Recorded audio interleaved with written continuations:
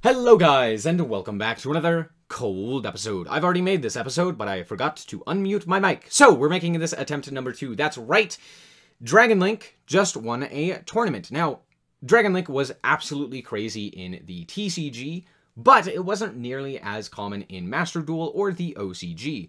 We still have Striker at 3 because... yeah, it hasn't really been all that big of an issue. But we also have Meow Meow Moo at 3, and we saw how absolutely devastating having basically a free way to get into a Link 1 off of a single normal summon of just about anything can be for the meta, given the fact that Adventure is everywhere. Anyway, real quick, if you don't know about this tournament, it's GG Tour and Duel Links Entertainment, I believe. It's their showdown. It's $500 prize for, well, $500 US for the top cut, or whatever it is. And then this normally is one of the bigger prizes for Master Duel, just in general. They also do Duel Links as well. Huge prizes, lots of people play, lots of top competitors, and yeah, there's 166 players for this tournament. So this is one of the bigger tournaments in terms of the West Coast, or I should say like the TCG style players. So not like the OCG stuff, but more to the TCG stuff. And yeah, so that's very nice. It is a side deck event with a best of 3, which honestly, this current ban list is way more suited towards because we have things like Flunder and Maxi and, you know, Sword Soul, and all of these different things that just Imperial Order, Floodgates out the wazoo.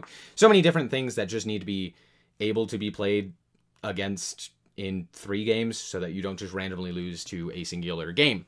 Anyway, what I wanted to just go over is why Dragon Link won, and just kind of like why it started to pop up now. So first of all, we see the prank kids here. Let me zoom in real quick. We see the top cut here, or the just deck breakdown, not top cut, just overall deck breakdown. We can see 34 people are playing Prank Kids out of the 166. I don't know what that is in terms of top cut representation, but as you can see, a lot of people are playing the Prank Kids.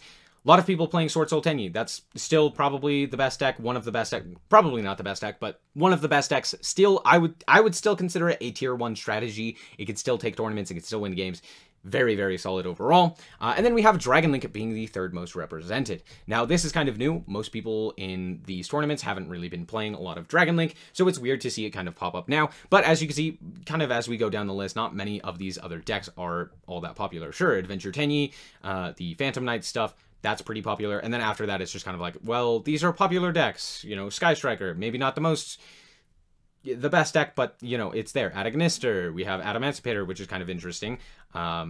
Infernoble, glad to see that coming up. I might be making a video about that recently, because this deck is still crazy.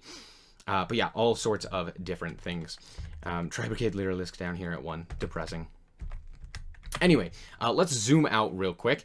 And yeah, here is the winning list by Cody, well done, for Dragon Link. One thing that makes Dragon Link so incredibly crazy is the fact that you don't need to use the normal summon effect of a monster, meaning you can play the Adventure Engine. Anything that can play the Adventure Engine, that's a plus. On top of that, it can play a whole bunch of other powerful cards, such as Red Rose Dragon. Guess what? Red Rose Dragon is a dragon. Who would have thunk? Yeah, that allows you to go into Striker Dragon. Pretty crazy. On top of that, we have the powerful just chaos strategies in general. We have Destrudo unbanned, we have Snow unbanned, we have so many different cards that are just absolutely crazy in this deck. And on top of that, while they can play a million extenders, they can also play quite a few hand traps. If we look at 3rd place, who also was playing Dragon Link, we can see that their list is way more hand trap centric. Triple Valor, Triple Maxi, Triple Ash, Triple Nibiru, right? Tons of hand traps. To just allow them to kind of break boards more easily or slow down the opponent and all of that. Yeah. Another big thing is the fact that, like, you can actually play Triple Nibiru because you discard cards a lot, so the Nibiru oftentimes isn't even dead. And it's a light, which is very good for your Chaos synergies, being things like the Wyver Burster, the Collapse Serpent, and such. So yeah, all in all, just a deck that I'm a little surprised it took this long to catch on, given the fact that it was so incredibly powerful in the TCG. I would even say it's very good in best of ones, just given the fact that it is very consistent, and you're able to consistently put up a few boards. Obviously, against Maxi, no deck is really strong, except for maybe, like, Flunder, but Flunder has other issues. So, yeah, all in all, I am surprised that it has taken this long for this deck to really pop off, and, yeah. That's all I wanted to say. Hope that you guys did indeed enjoy. If you did, a like is very much so appreciated. And if you want to check out more content like this, as well as more Yu-Gi-Oh!, just be sure to subscribe. Anyway, thank you guys so much for watching. And remember to always stay frosty. Bye-bye.